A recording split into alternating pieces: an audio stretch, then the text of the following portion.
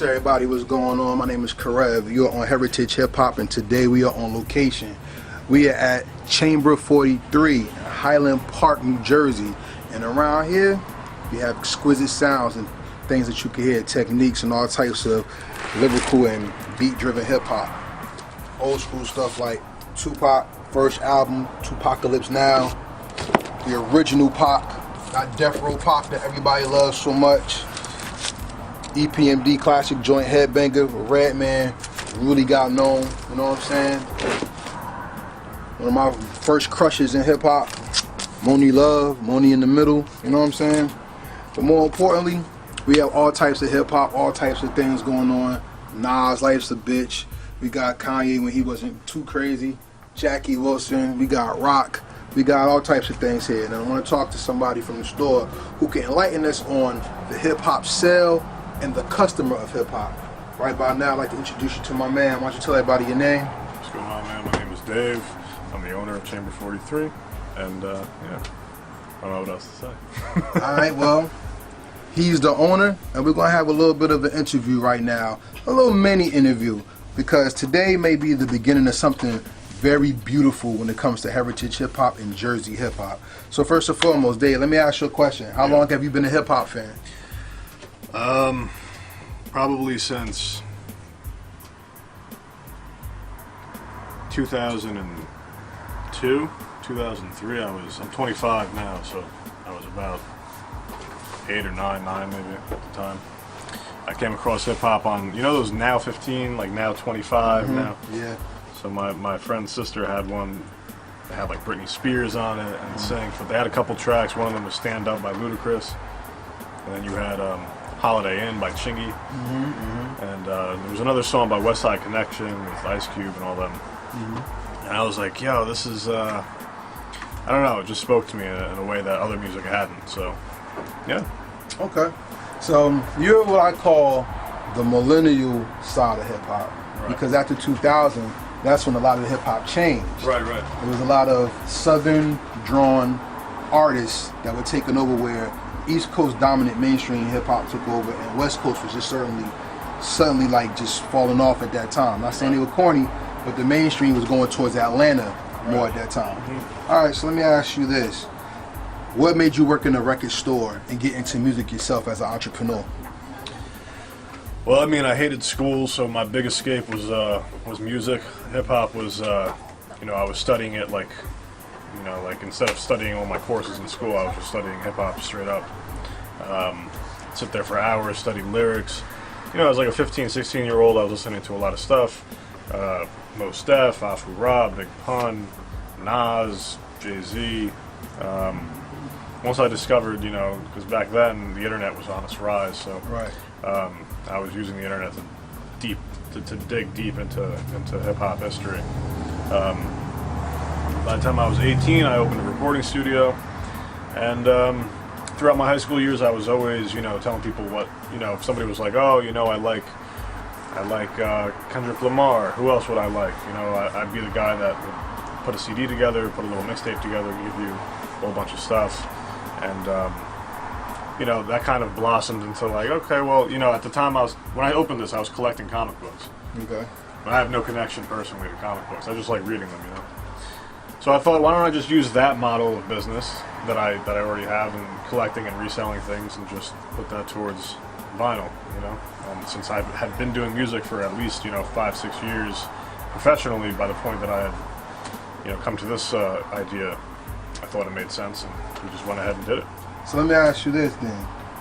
What type of customer do you normally have? Or any famous customers have found you, or anything of that nature?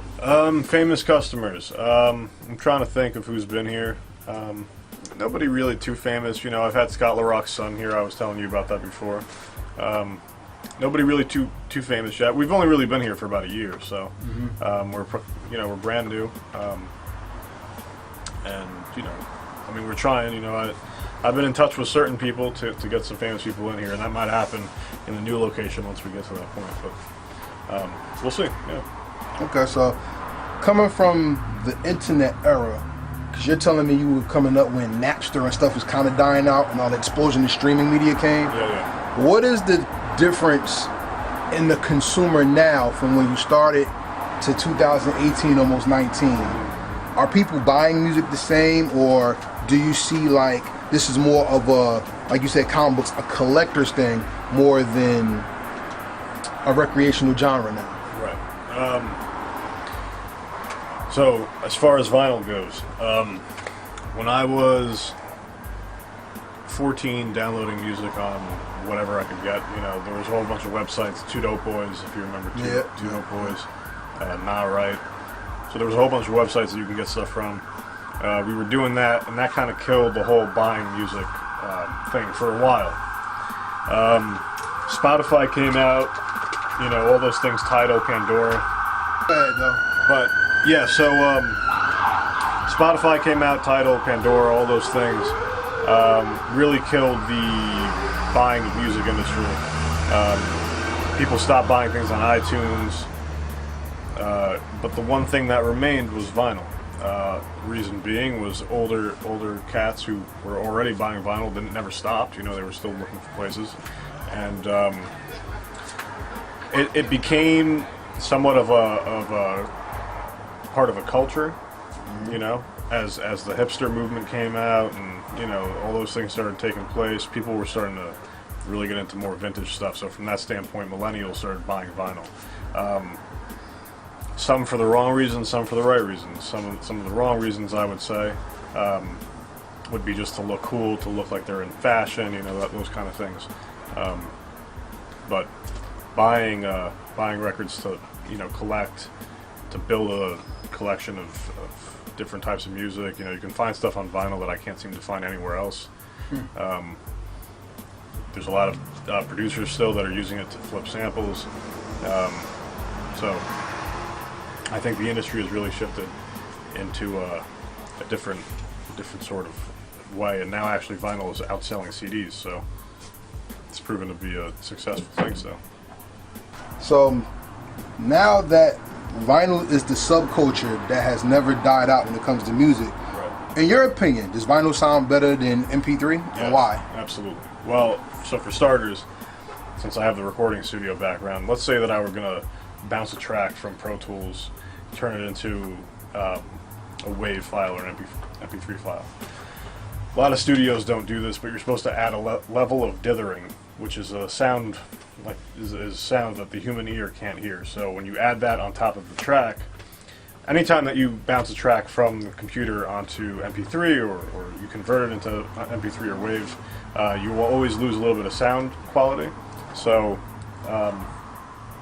removing that level of the dither that's added on top of it, instead of losing the sound quality, you'll lose a little bit of the dithering sound, which you can't even hear anyways. A lot of places don't do that. The other thing is, when you're converting it into any type of digital media, you're always going to lose sound quality. Whereas with vinyl, at least old school vinyl, it was going from analog, straight from the mastering board in the studio, from that tape straight to the vinyl record presser. Yeah. So if you have a really great sound system, you can absolutely hear the difference. A lot of people are just playing stuff on their Beats headphones and no one really cares. But there's an absolute difference between something that's MP3 and something that's vinyl if you have the right system to really, give that life. So.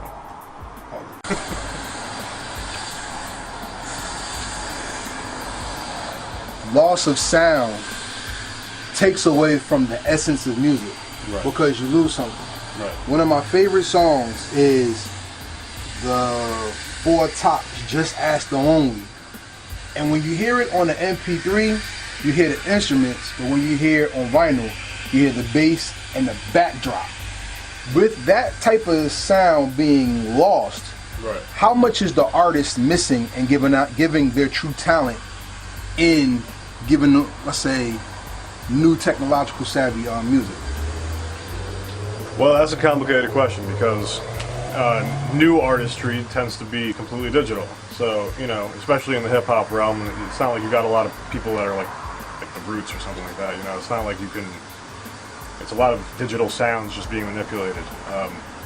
I don't know how much you're losing. I mean, you're definitely losing some bass notes and bass tones. If it's the Roots, for example, or a band like that, you know, or somebody who's using like live instruments, you're absolutely gonna lose some of the artistry when you're not, like how you just said, like you could hear the backdrop, you could probably hear the reverb of the room a little more than you would if you heard it on MP3. Cymbals would probably come through clearer, bass notes would be a little heavier, smoother. So yeah, absolutely. I think, you know, you're gonna want to have hi-fi if you're gonna do it at all, you know. And from my experience having a recording studio, most of the people that I work with, most of the artists don't know this, so they'll be like, "Oh, I just want the MP3," you know, and you that's the last thing you want. You want to have the WAV file. You want to have the highest quality file you can have, so that when people have these sound systems, they can really experience and feel the music instead of just like, you know, getting what I consider to be like almost a shell of what it should be. So. Word. Alright, everybody, so as y'all always know, before I end my interviews, I always like to ask a series of questions. I hope I've given you a nice little interview. But as a person of sound, I'm not even going to ask you about bars and rappers. I'm going to ask you something about music, okay? Right. What's the best hip-hop beat of all time to you? That's a hard thing to answer. You were just listening to it. It's got to be up top 5 for me. Is the Respiration beat. Respiration. The Black Star beat. And Okay. the reason why I feel that way is the song is called Respiration. So obviously it's about breathing, right, and how the city breathes. And if you listen to that beat, it's got two things going on in it. It's got drums that are exactly the same sound as like a heartbeat would sound. You know, the same exact rhythm. And I don't know what instrument it is. I'd have to hear it again. But there's another sound going on that's sampled in the background that I feel like mimics the motion of breathing. Okay. So those two things, High and lows. yeah, and so those two things are like kind of like almost like a symbolic metaphor of what the song is supposed to represent to me. So I just thought it was brilliant, you know. I like that. That's somebody who really pays attention to the music, not just listen to the music. Question number 2. Who is your top 3 producers of all time? DJ Premier, J Dilla probably, and I could probably name like 20 people, but Whatever one feels good for right now. I don't know. I mean, you got Doom, you got RZA. I mean, Stoop the Enemy of Mankind is a lot of people. Was a guy that a lot of people don't know about, so I'm gonna have to pick him. Okay, you went with an unknown. That's what's up. Question number 3. Very pivotal question. Here we go. What makes the beat better? The MC or the instrument? And can the MC be a perfect instrument? The MC can be a perfect instrument. So the question is, what makes the beat better? What was it? The instrument or the MC. MC? What makes it?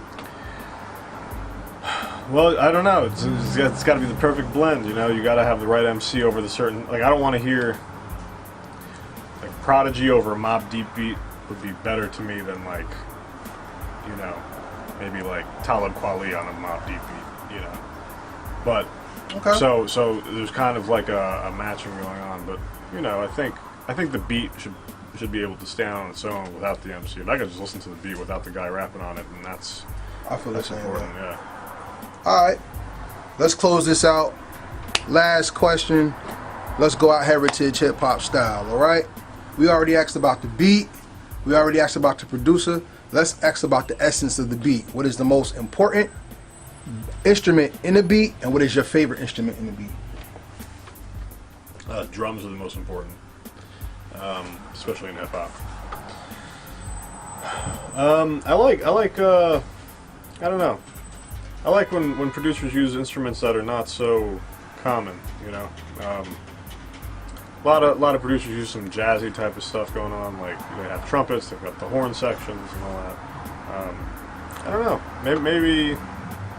Maybe my favorite would be like a trumpet or something, or saxophone.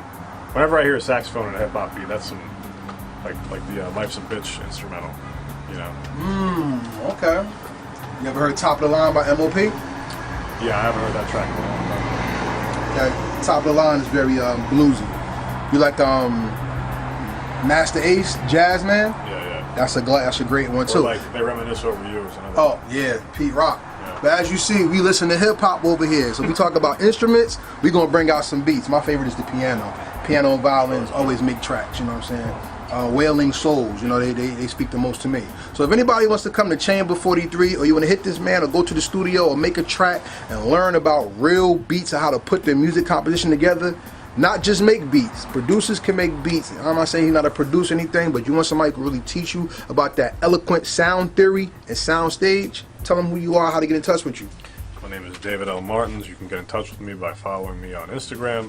I've got 3 Instagrams. My personal, which is just David L. Martins, and you got DLM Recording Studio. It's another recording studio in Highland Park, and then Chamber 43 on Instagram also. All right, and we're gonna follow all 3 of them starting today. And just like I said, Chamber 43 may be the home of the Heritage Hip Hop interview and the Heritage Hip Hop Freestyle Showcase.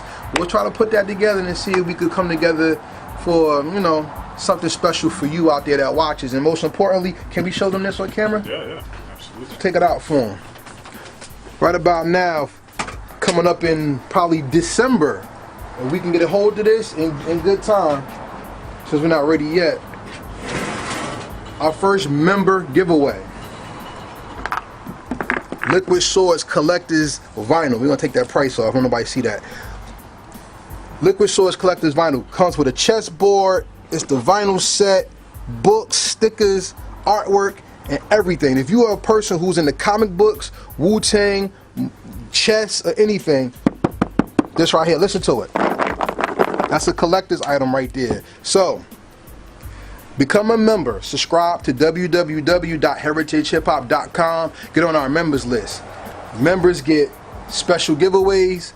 They get discounts on our clothes and apparel, and they're going to get albums, and they may get a session at the studio on us for you being a member. All right. So everybody out there, thanks for watching heritagehiphop.com. Follow us on all social media: Twitter, YouTube, Facebook, Instagram, Tumblr, whatever. Follow us or follow our partners, Fatty's Place, on all social medias. If you go to our YouTube page, we got artist playlists, so you can look at the artists that you know that you like the most. We have Truth Behind Bars, where we have artists freestyle with no beats, so you can hear them and know that mumble rap is dead and real bars matter. And also we have Artist Insight, where we ask the artists questions that are part questions that are meaningful, that teach and give upcoming MCs and people who are looking for dope MCs enlightenment to who they are. My name is Karev. We gotta give a shout out to BQ, Fatty's Place, Chamber 43. David L. Martins, owner of Chamber 43, DLM Recording Studio, just a local cat, hip-hop historian, basically. So, word up. And we out of here. Buy a hat. Peace.